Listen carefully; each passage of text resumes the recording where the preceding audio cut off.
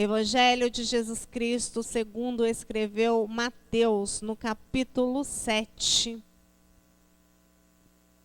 e no verso 28. Mateus, capítulo 7, e o versículo 28. Amém? Os irmãos encontraram? Mateus, primeiro livro do Novo Testamento, no capítulo 7, a partir do verso 28, diz assim: Quando Jesus acabou de proferir estas palavras, estavam as multidões maravilhadas da sua doutrina, porque ele as ensinava como quem tem autoridade e não como os escribas.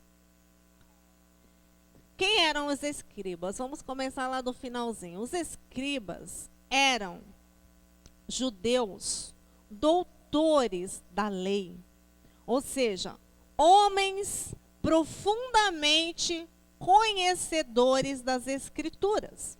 Eles, além de conhecer, eles eram aqueles que reproduziam, que copiavam. Hoje nós temos as gráficas, computadores, tudo que reproduz às centenas e aos milhares. Mas naquela época não, era tudo copiado à mão. Imagina você copiar um livro à mão 10 vezes, 100 vezes, 1000 vezes. Você decora ou não decora aquele livro? Você já vai decorar até onde está a vírgula. Você vai saber onde está a vírgula. Daqui a pouco você não precisa nem olhar lá para estar copiando. E esses homens, eles eram mais ou menos assim. Então, eles conheciam a letra profundamente.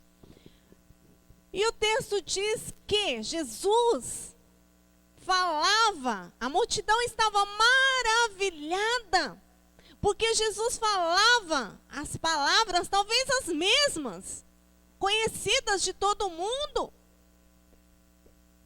mas como alguém que tem autoridade, não como os escribas. E a palavra diz, o texto diz que quando Jesus acabou de proferir estas palavras, que palavras? A multidão ficou maravilhada. Quais palavras?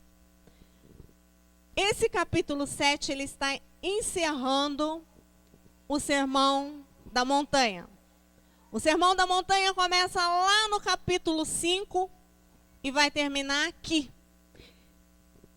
O Sermão da Montanha, acredita-se que ele tenha sido falado, que ele tenha sido anunciado por Jesus no seu segundo ano de ministério.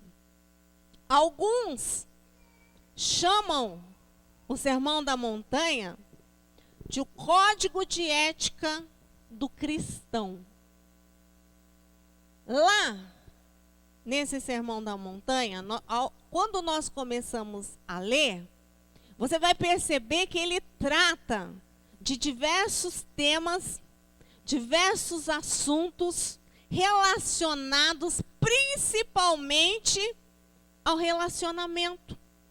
Relacionamento humano, pessoa a pessoa, e o relacionamento com Deus.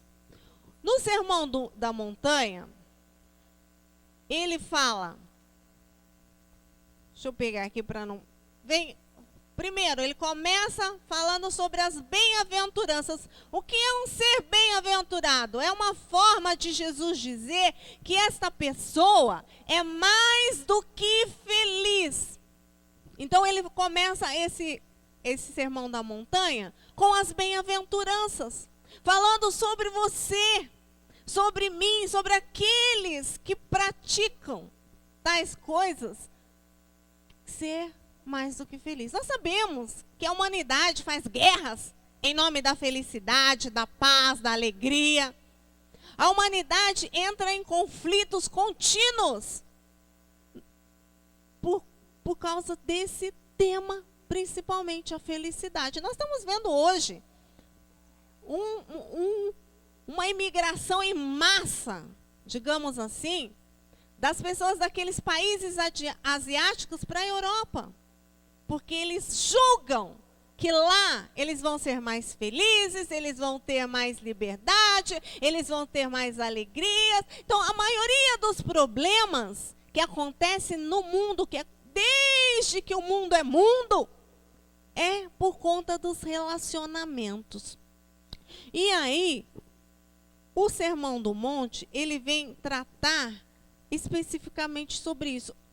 Aí no capítulo 7, nós lemos a partir do verso 28. Volta só um pouquinho, vamos ler a partir do verso 24, que é um pouquinho antes das pessoas estarem maravilhadas com a palavra de Jesus, estarem maravilhadas com a autoridade de Jesus. Verso 24 diz assim: todo aquele, pois, que ouve estas minhas palavras e as pratica, será comparado a um homem prudente, que edificou a sua casa sobre a rocha.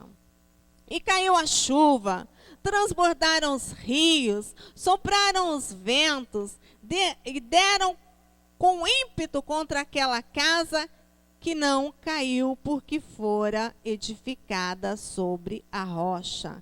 E todo aquele que ouve estas minhas palavras e não as pratica, será comparado a um homem insensato, que edificou a sua casa sobre areia. E caiu a chuva, transbordaram os rios, sopraram os ventos e deram com ímpeto contra aquela casa, e ela desabou, sendo grande a sua ruína. Então, o que Jesus está falando? Ele está falando sobre ouvir todo esse sermão, que ele vem tratando de assuntos como vingança, amor ao próximo, como dar esmolas, vem falando sobre adultério. Veja que tudo isso está implicando num relacionamento de um ser humano com outro ser humano. Ele vem falando que às vezes ouvir, nós cantamos aqui, né? O que eu poderia te dar, né? Além da canção de amor. Sabe, às vezes nós saímos da nossa casa, chegamos até esse recinto, sentamos no nosso lugar, nem olhamos para o nosso irmão do lado. Se o pastor aqui não fala, olha para o seu irmão e diz assim, boa noite, seja bem-vindo, nós não falamos com o nosso irmão. E aí a gente, cheio de nossa justiça própria, a gente fala que nós estamos aqui adorando a Deus, falando com Deus. Como que nós conseguiríamos falar com Deus, adorar a Deus, se eu olho para o meu irmão do lado e eu tenho vontade de pular no pescoço dela e enforcar? Se eu saio da minha casa e falo assim, ai meu Deus, se fulano sentar perto de mim hoje, eu não sei o que eu vou fazer.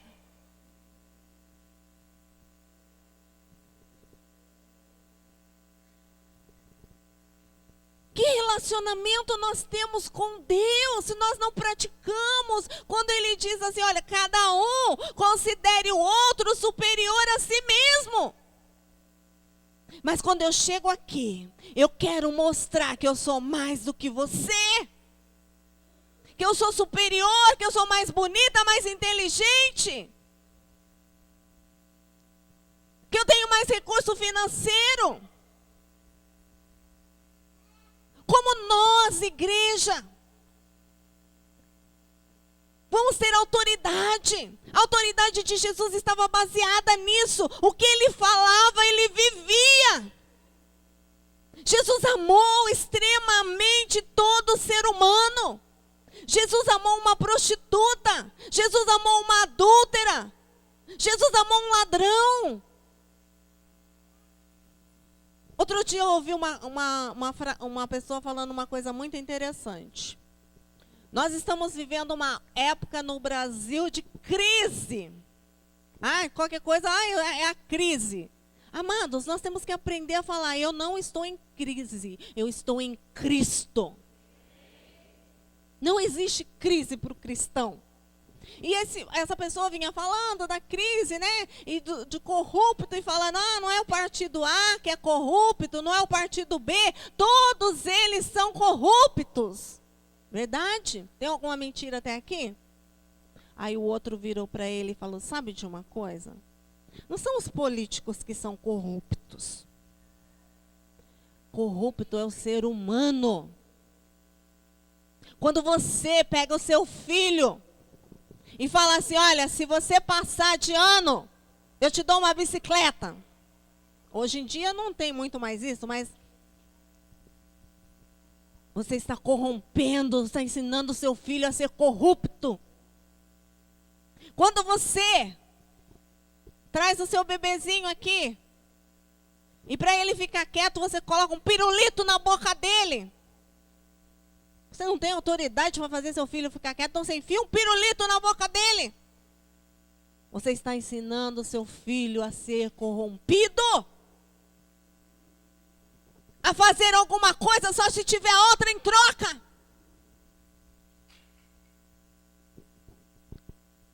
Jesus, ele está ensinando que todo problema não está no ter alguma coisa, está em ser alguma coisa. Eu li uma frase assim. Antigamente, as coisas, os objetos, carro, sapato, roupa, são feitos para nós usarmos. E as pessoas para nós amarmos. Mas nós estamos amando as nossas coisas e usando as pessoas. Quantos de nós já não se pegou usando alguém a seu favor? E amando o seu carro? Amando a sua televisão de 50 polegadas? 50 já é pouco, né? De 70, 90, 100 polegadas? Nós enganamos as pessoas por causa de objetos. Nós mentimos. Nós fazemos pouco do ser humano. Se ele chegar com um fusquinha aqui, batendo biela, caindo tudo ali, você nem olha para a pessoa. Mas se chegar alguém, estacionar uma Ferrari ali, todo mundo, 100% da igreja vai olhar para fora. Para ver quem vai descer daquele carro. Mas se chegar um carro fumaçando, barulhento, você vai pôr a mão no ouvido e nem quer ver quem é. Somos corruptos. Porque deixamos os relacionamentos humanos. Estamos mais nos relacionando com os nossos objetos. As casas hoje, cada um tem um computador, quando não dois. E ainda fora, o computador é o celular. O tablet. Você está num quarto e para falar com o outro manda mensagem.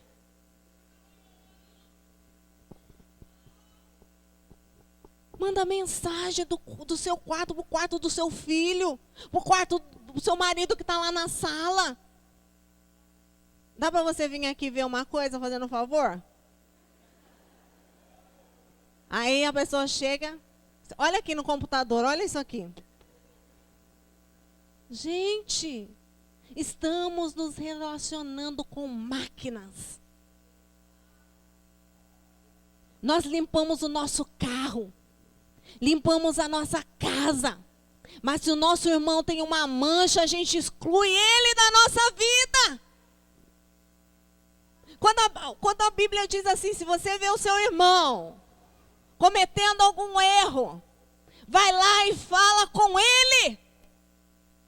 Meu irmão, você não está bem. A palavra diz isso e você está sendo assim. Mas quantos de nós têm coragem? Nós queremos ver nosso irmão quebrar a cara para a gente ficar feliz. A gente quer ver ele entrando pelo cano, se dando mal. Porque aí, né, eu estou melhor. Vamos ter um concurso público. Não fala para todo mundo, não. É menos concorrente.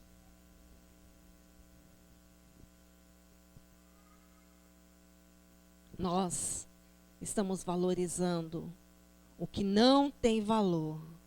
Jesus, quando ele fala, ele leva 3 capítulos, 5, 6 e 7, falando no Sermão da Montanha, sobre relacionamentos. Quando ele fala assim, tem um texto na Bíblia que ele fala assim: se você ver um desses pequeninos com sede, com fome, e você der, você deu para mim. Você fez para mim. Quando Jesus diz aqui no Sermão da Montanha mesmo, que se você vai dar a sua oferta, você vai ofertar ao Senhor, e você lembrar que o seu irmão tem alguma coisa contra você, deixa, vai lá, se reconcilia com o teu irmão, volta e oferta. Nós estamos dentro da igreja e nós não conversamos com o nosso irmão do lado, não nos preocupamos com a dor do nosso irmão. Nós conseguimos ver a nossa dor, o nosso umbigo. Isso é igreja.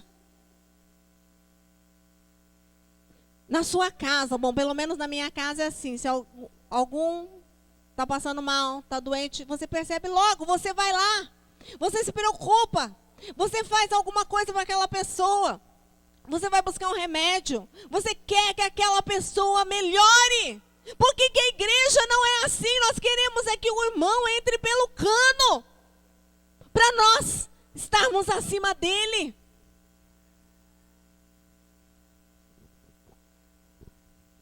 Você dança e a irmã fica lá olhando, como que faz esse passo? Se vira aí, olha aí, vai olhando. Não vou ensinar.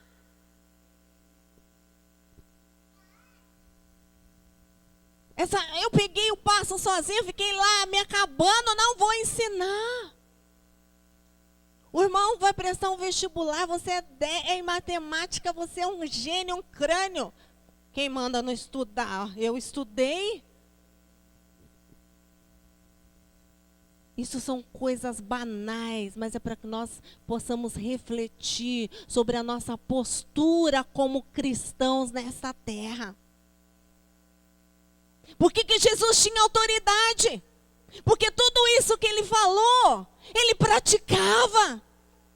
Por que o escriba não tinha autoridade? Porque ele se preocupava com o animal. Ah, você tirou um animal do buraco no sábado. Vamos condenar ele.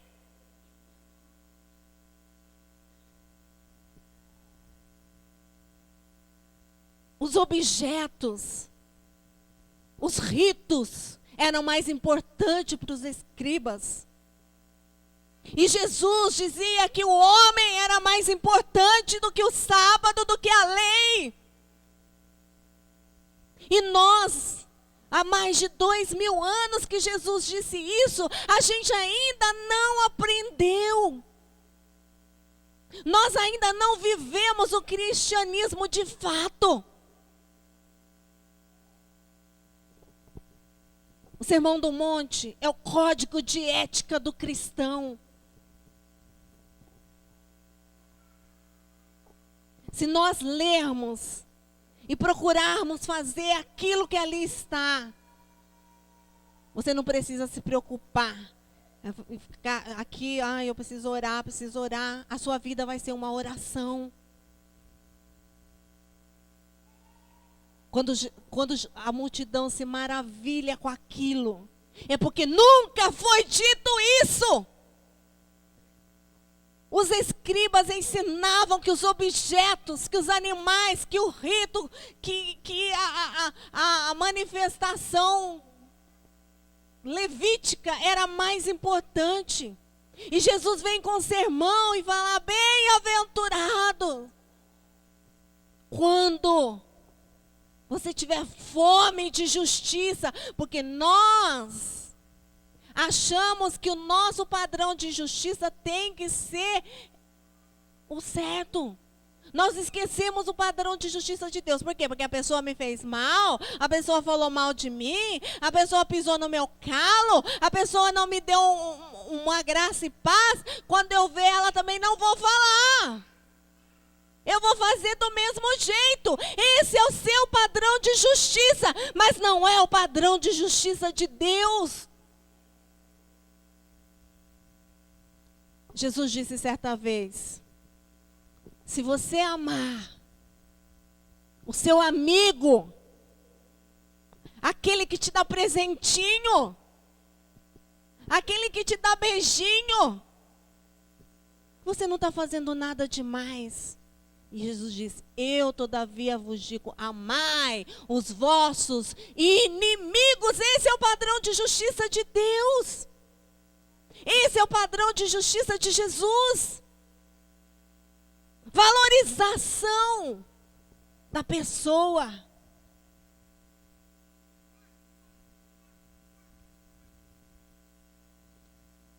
Por isso Jesus tinha autoridade.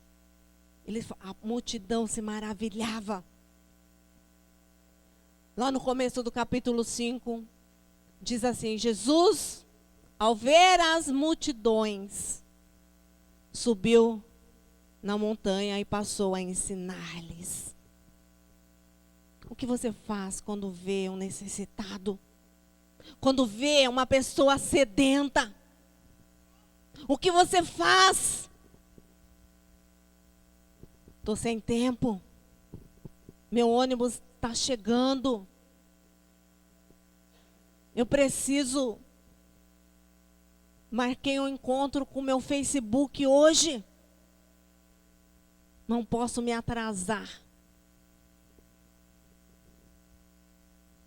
A autoridade de Jesus vinha disso aqui: aquele que ouve estas palavras e as pratica será considerado, comparado a um homem prudente que veio a chuva. Que é chuva? Problemas, lutas, dificuldades, conflitos. Porque às vezes o conflito não é nem com a outra pessoa, é com você mesma. Porque você não consegue ser aquilo que a palavra diz. E aí você começa a entrar em conflito com você mesma. Mas quando nós olhamos para a palavra e queremos e nos esforçamos e desejamos praticar, nós somos comparados a homens prudentes, que os problemas não nos tiram do alvo. Os problemas não afetam o nosso relacionamento com o nosso irmão. O problema não afeta o nosso relacionamento com o nosso cônjuge. Outro dia eu estava ouvindo uma história de uma pessoa que já foi aqui da igreja, que casou com alguém que já tinha outra esposa, e tá um problema sério, porque a esposa vai lá reclamar, a esposa precisa de alguma coisa para o outro filho. Gente, a Bíblia, quando ela fala para você não separar, não casar com quem já foi casado, é para evitar esses problemas. É para evitar dificuldades para você mesmo. Porque é impossível, não tem como você cortar o laço de um pai com um filho. Você pode até afastar por um tempo, mas não tem como. Então a Bíblia não fala isso para fazer picuinha para você. Ah, não separe, não casa. Não, é para o seu próprio bem. Para evitar problemas para você mesmo. Quando nós encaramos o nosso semelhante como a nossa extensão, nós não vamos querer fazer mal para ele. Nós não vamos... Quando a gente olha aqui para o Sermão da Montanha, e você pega também os 10 mandamentos, você vê que é mais ou menos o mesmo trato. Porque os 10 mandamentos, ele vem: não roubará. Você rouba o quê? Você rouba a outra pessoa. Não matarás. para você não matar a outra pessoa. Não adulterarás. Veja que é tudo com relação a outra pessoa, o outro ser humano. Será que alguém consegue adulterar consigo mesmo? Só se a pessoa for hermafrodita, né? Aí pode até ser. Ela tem os dois sexos e consegue adulterar com ela mesma. Porque caso contrário é sempre o nosso posicionamento com o nosso semelhante. Tantos problemas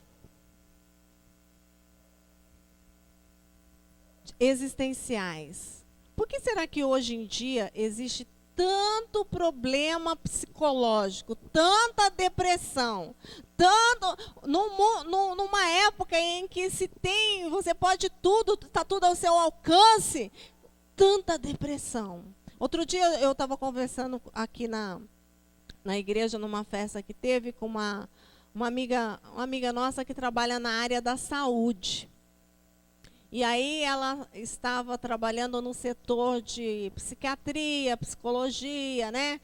De fazer esses tratamentos psiquiátricos e psicológicos.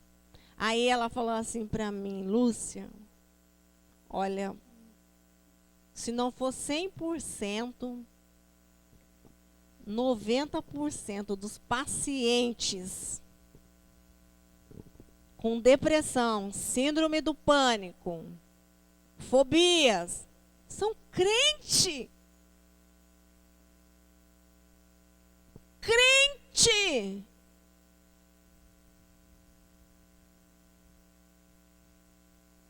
Aí tem gente que vem para a igreja e fala: me arruma um psicólogo. Psicólogo, a palavra é o maior psicólogo que você precisa, querido, querida. O cristão que vai lá no posto de saúde fazer tratamento contra a depressão não anda lendo a palavra.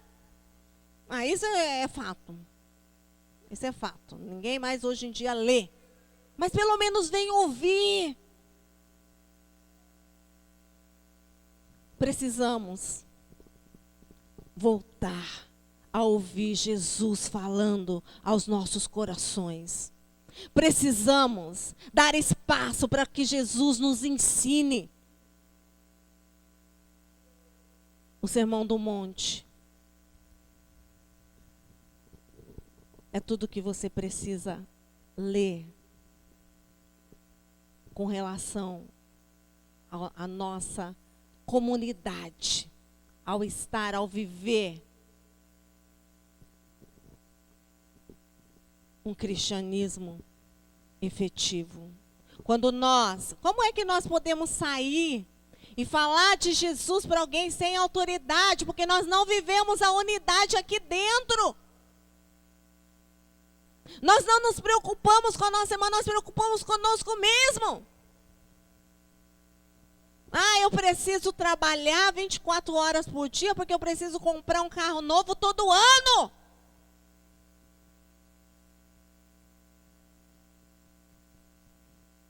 Você precisa de um relacionamento íntimo com Deus. E esse relacionamento íntimo com Deus, nós também alcançamos através do relacionamento com o nosso irmão. Como você pode falar que ama a Deus, não sou eu que estou falando, a Bíblia, e odeia o seu irmão? Como você pode falar que ama a Deus e não consegue, não suporta estar perto do seu irmão?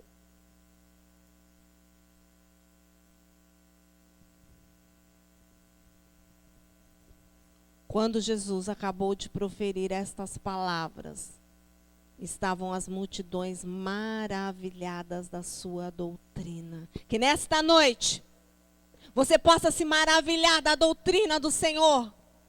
Que nesta noite nós, como igreja de Jesus nesta terra, possamos começar a nos envolver mais com o nosso irmão, com a nossa família. Porque esta família vai morar no céu com você. Esta família vai estar lá com você. Ou como diz o pastor, vai estar aqui com você. que nós possamos amar como Jesus amou. Que nós possamos olhar para o nosso semelhante. Vamos começar aqui dentro. Depois a gente sai para fora. Por que em tão pouco tempo, aqueles 12 homens ganharam o mundo? Porque eles viviam a vida comum. Tudo o que eles tinham era em comum, diz a palavra. Eles partiam o pão junto. Eles dormiam juntos, eles viviam juntos, eles tinham uma vida comum.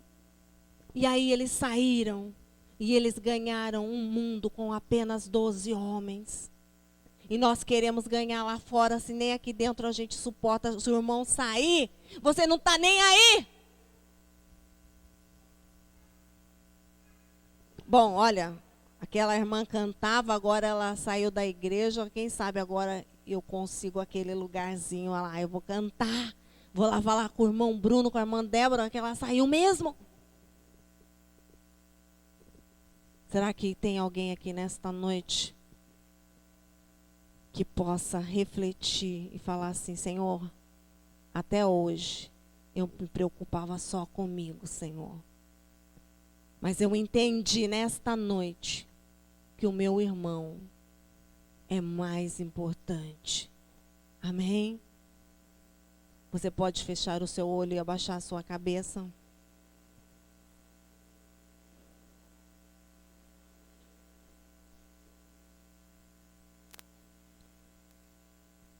Que você